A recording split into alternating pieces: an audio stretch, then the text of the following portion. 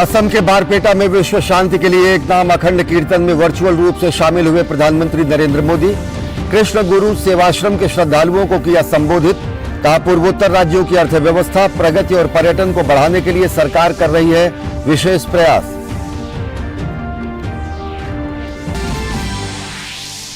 संसद में आज भी जारी रहा विपक्ष का हंगामा। दोनों सदनों की कार्यवाही सोमवार तक के लिए स्थगित।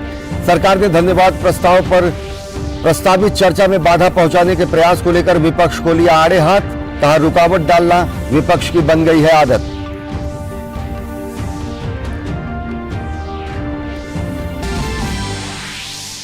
केंद्रीय गृह एवं सहकारिता मंत्री अमित शाह का झारखंड दौरा कल।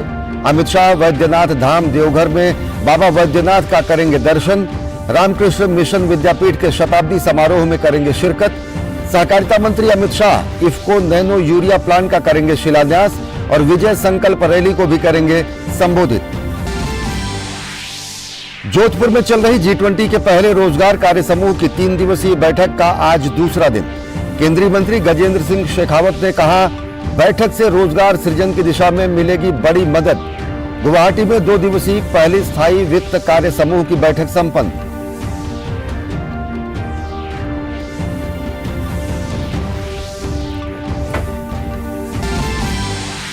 त्रिपुरा में विधानसभा चुनाव की गतिविधियां हुई तेज। भाजपा अध्यक्ष जेपी नड्डा ने विजय संकल्प रैलियों के जरिए पार्टी के चुनाव प्रचार अभियान की शुरुआत की। कहा, भाजपा की डबल इंजन सरकार ने त्रिपुरा की तस्वीर और तकदीर को बदल डाला। राज्य की 60 सीटों के लिए कुल 259 प्रत्याशी मैदान में। हरियाणा में 36वें सूरजकुंड कुंड अंतर्राष्ट्रीय हस्तशिल्प मेले का आगाज। उपराष्ट्रपति जगदीप धनखड़ ने किया उद्घाटन। पूर्वोत्तर के 8 राज्यों को बनाया गया मेले का थीम स्टेट। शंघाई देशों को मेले का बनाया गया देश भागीदार।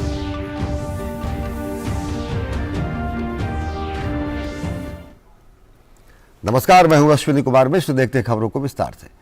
प्रधानमंत्री नरेंद्र मोदी ने वीडियो कॉन्फ्रेंसिंग के जरिए विश्व शांति के लिए कृष्ण गुरु एक नाम अखंड संकीर्तन में हिस्सा लिया।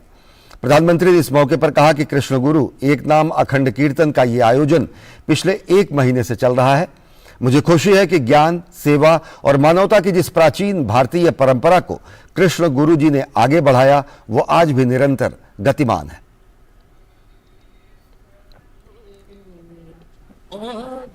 कृष्ण गुरु कृष्ण गुरु कृष्ण गुरु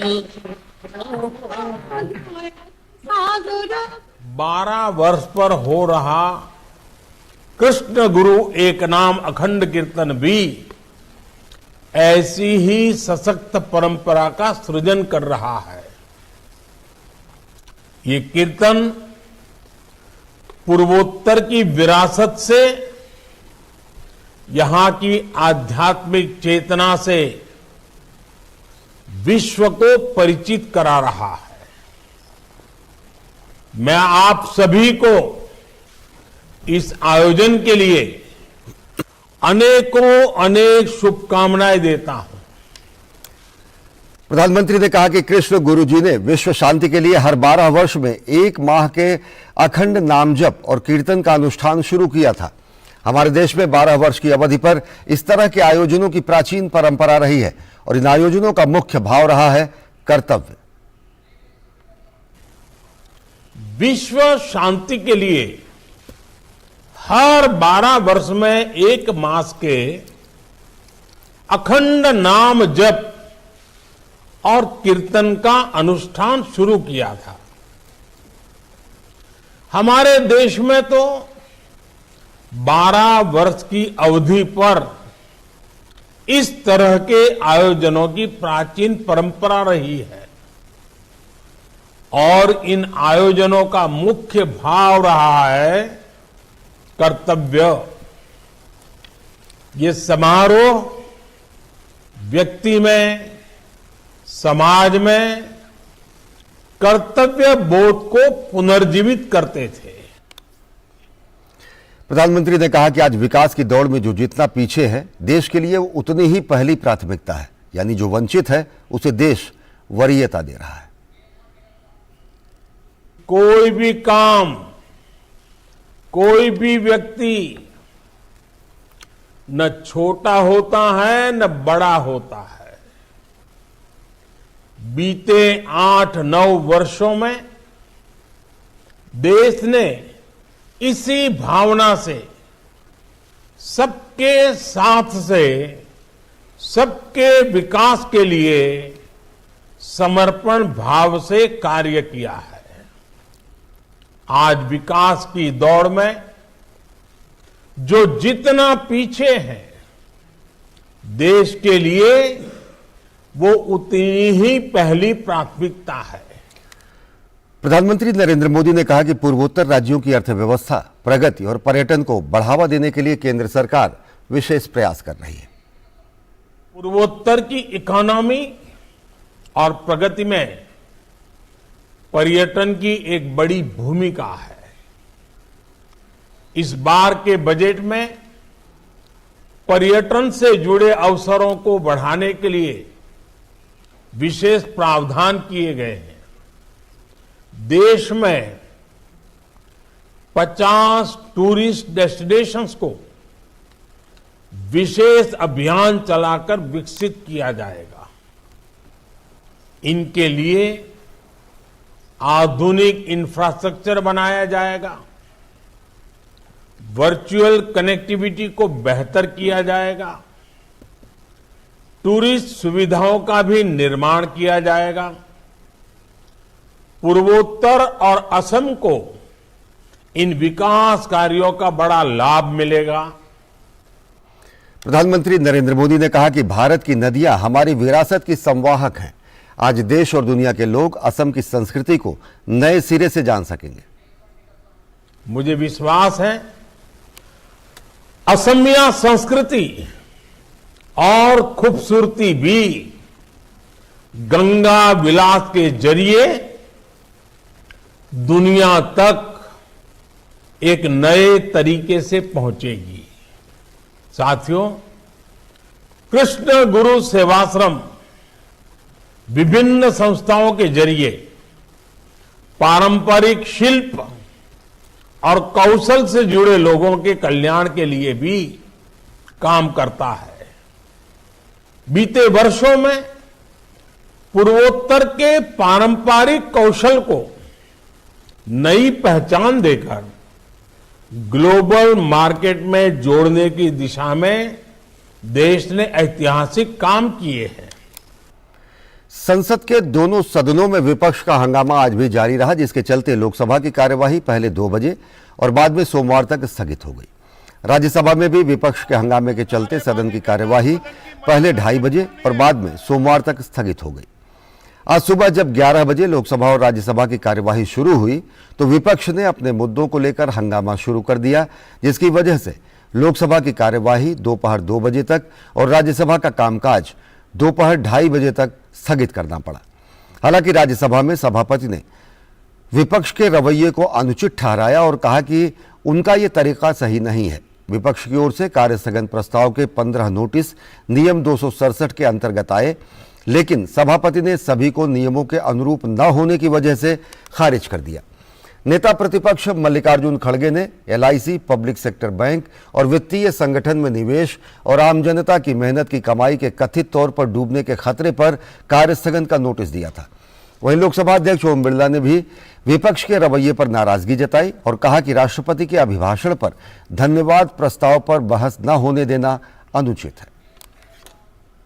माननीय महामहिम राष्ट्रपति जी का पहला अभिभाषण पर धन्यवाद प्रस्ताव है। देश के अंदर पहले जनजाति समुदाय से महिला राष्ट्रपति बनी है, जिन्होंने केंद्रीय कक्ष में अपनी बात को रखी है। हम उनको धन्यवाद नहीं देना चाहते, सदन पर चर्चा नहीं करना चाहते।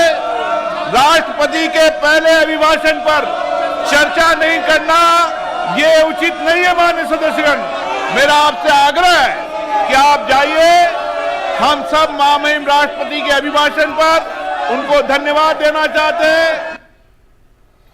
संसदीय कार्य मंत्री अर्जुन राम मेघवाल ने विपक्ष को आड़े हाथ लिया।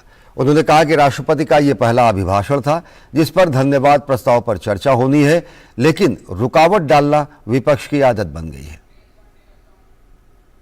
कल भी हमारे संसदीय कार्य मंत्री जी ने खड़े होकर के कहा कि राष्ट्रपति जी ने अभिभाषण दिया, हम धन्यवाद प्रस्ताव पे चर्चा करने के लिए खड़े हुए हैं। राष्ट्रपति जी का ये पहला भाषण था, हम धन्यवाद प्रस्ताव को, ये जो परंपरा है इसमें हम डिस्टरबेंस नहीं करते हैं आमतौर पे, तो ये ऐसा इशू है भी नहीं, बीएससी तय कर देगी।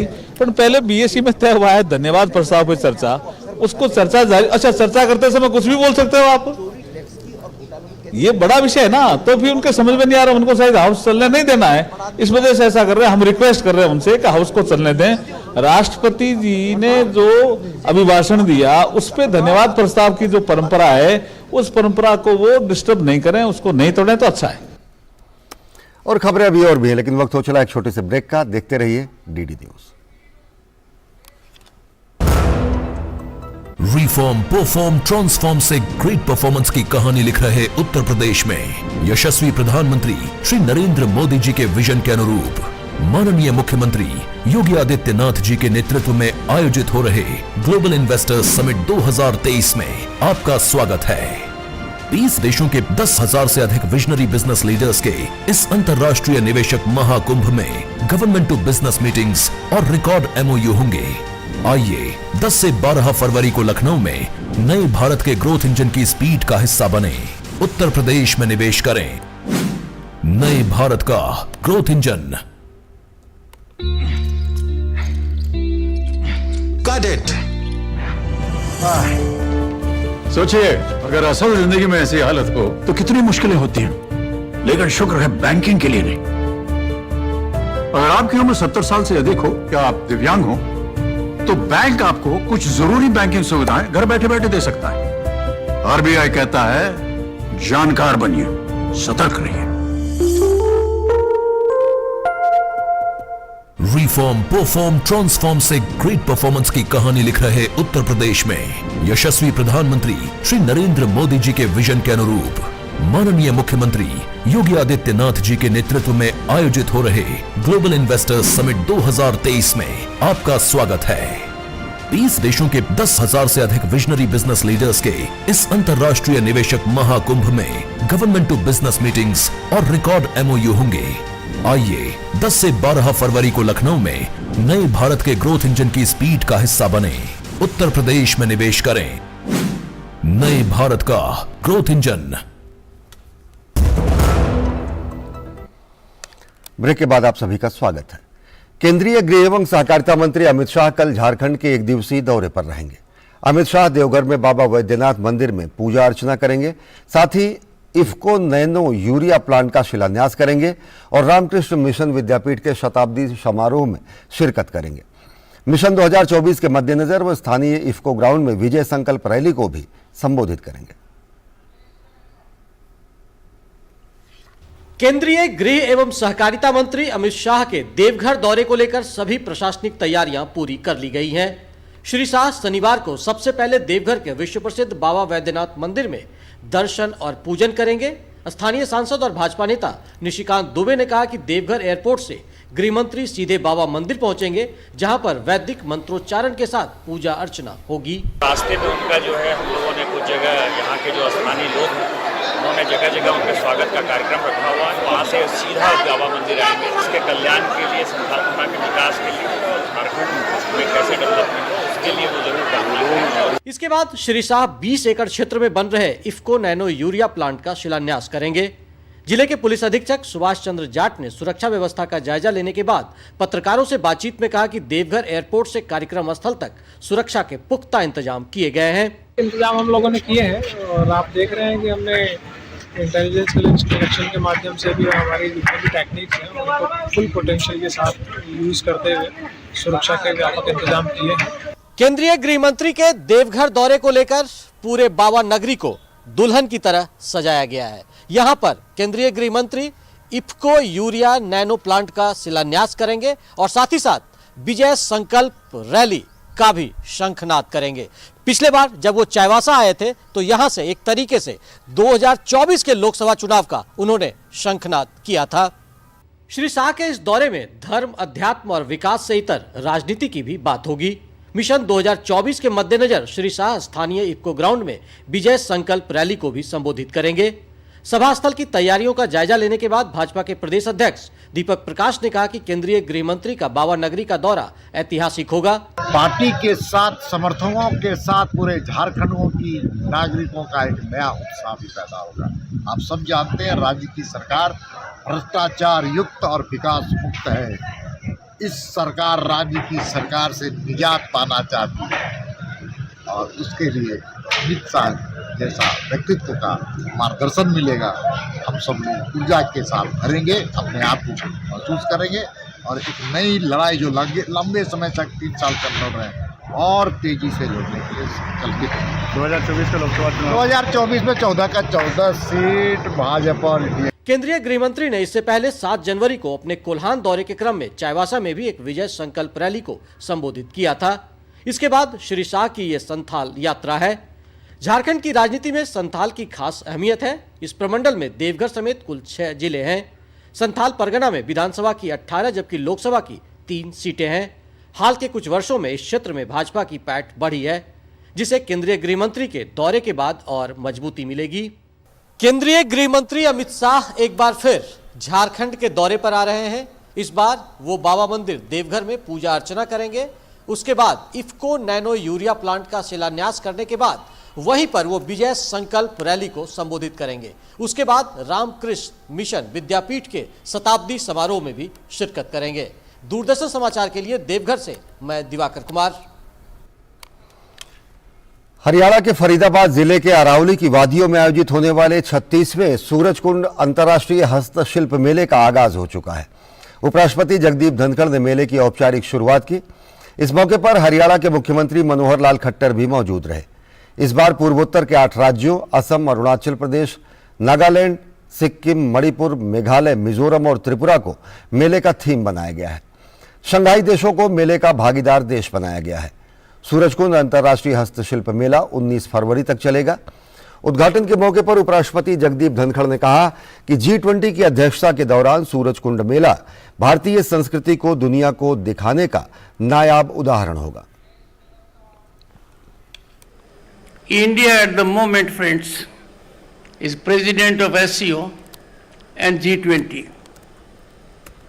This is a historic moment for the country and a unique opportunity to showcase India, particularly its culture, जिसमें सूरजकुंड मेले का बहुत बड़ा योगदान रहेगा।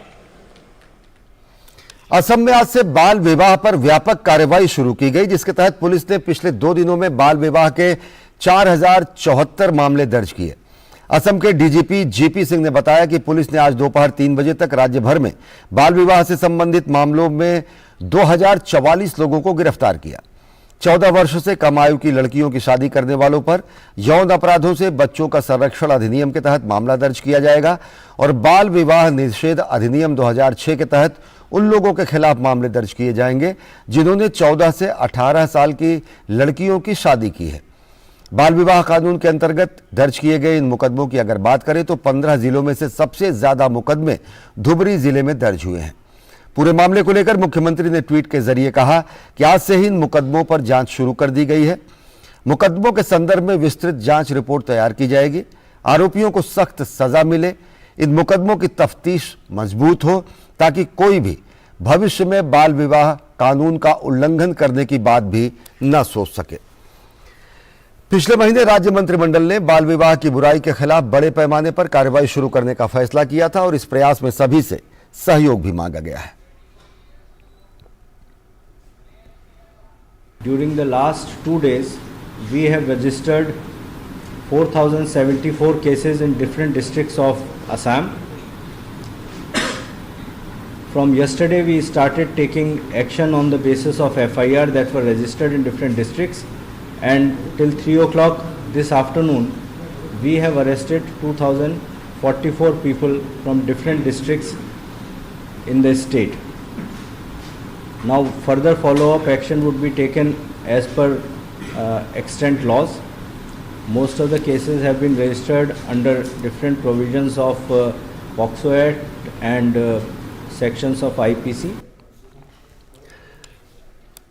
त्रिपुरा विधानसभा चुनाव के लिए राजनीतिक सरगर्मियां तेज हो गई हैं। भाजपा अध्यक्ष जेपी नड्डा ने ऊनाकोटी में विजय संकल्प रैली को संबोधित किया। इस मौके पर उन्होंने कहा कि 5 साल पहले त्रिपुरा को अशांति दंगों के लिए जाना जाता था, लेकिन आज त्रिपुरा को विकास के लिए जाना जाता है। त्रिपुरा विधानसभा की 60 सीटों पर 16 फरवरी को मतदान होगा और नतीजे 2 मार्च को घोषित किए जाएंगे।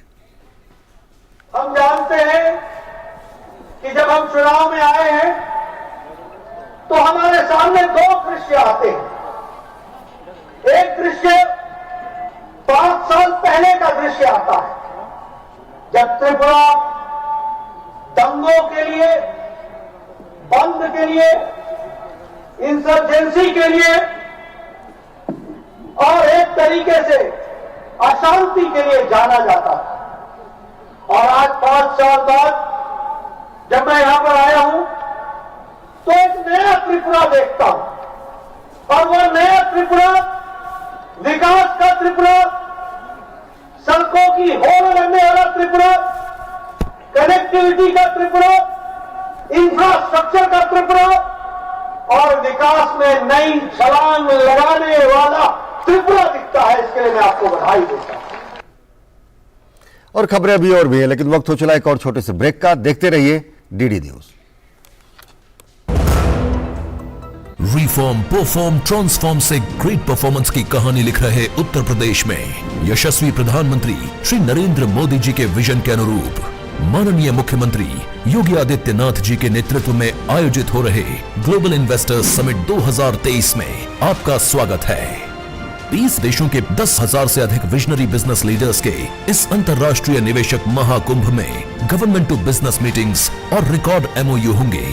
आइए 10 से 12 फरवरी को लखनऊ में नए भारत के ग्रोथ इंजन की स्पीड का हिस्सा बने। उत्तर प्रदेश में निवेश करें। नए भारत का ग्रोथ इंजन। और ब्रेक के बाद आप सभी का स्वागत है। रुक करते हैं जम्मू कश्मीर की ओर।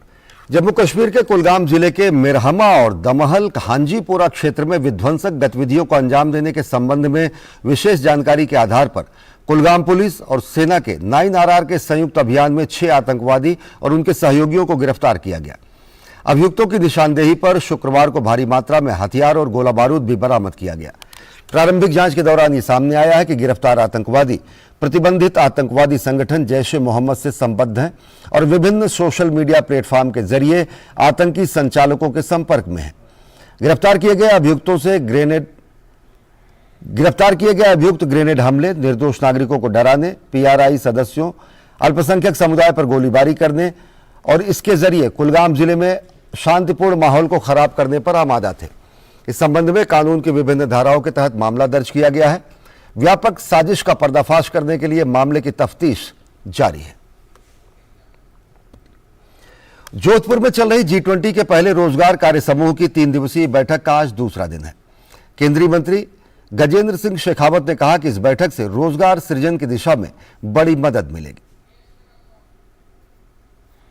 And I am confident that the discussions and outcomes of this meeting will be instrumental in shaping the future of the employment globally.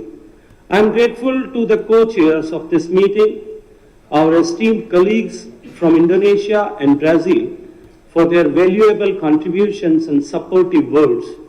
Their active participation and leadership are crucial in making this meeting a success, and I extend my warm welcome to all delegates and appreciate them for their dedication to the cause of the G20 Employment Working Group. केंद्रीय मंत्री गजेंद्र सिंह शेखावत ने कहा कि G20 शिखर सम्मेलन की theme वसुधैव कुटुंबकम है, जो आपसी सहयोग को दर्शाती है और इससे समाज और विश्व का कल्याण सुनिश्चित होता है।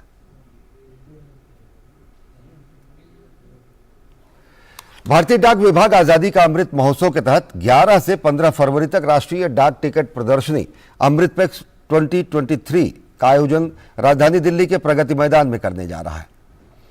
इस उपलक्ष्य में Delhi circle of India post ने शुक्रवार को दिल्ली यूनिवर्सिटी के मिरांडा हाउस ऑडिटोरियम में आयोजित एक कर्टन रेजर समारोह में इस राष्ट्रीय प्रदर्शनी की घोषणा की। इस दौरान विभिन्न कार्यक्रमों का आयोजन किया गया, जिसमें विश्वविद्यालय के छात्रों और डाक विभाग के कर्मचारियों के अलावा मुख्य अतिथि के रूप में दिल्ली के chief postmaster general Manju Kumar भी शामिल हुए। स्टैम्प्स का महाकुंभ है डाक टिकटों का, जहां आपको वैरायटी ऑफ स्टैम्प्स और किस तरह से ये बनते हैं इसकी वर्कशॉप भी होगी और आपको पता लगेगा, specially for the new generation जिनको आज तक शायद व्हाट्सएप और ईमेल के ज़माने में चिट्ठी और स्टैम्प्स का इतना नहीं पता है। ये जो छोटा सा स्टैम्प होता है ना, ये ना केवल एक मिनिएचर आर्ट है but it carries a whole story behind it, और उसके पीछे रिसर्च और एक पूरा ज्ञान का भंडार है। तो एक नई जनरेशन के लिए अगर वो इसको आके देखते हैं, दे विल फाइंड कि it is very interesting and how they can gain knowledge out of it. तो हिंदी समाचारों के बुलेटिन में फिलहाल इतना ही। आगे देखिए चर्चा में प्रखर श्रीवास्तव के साथ। नमस्कार।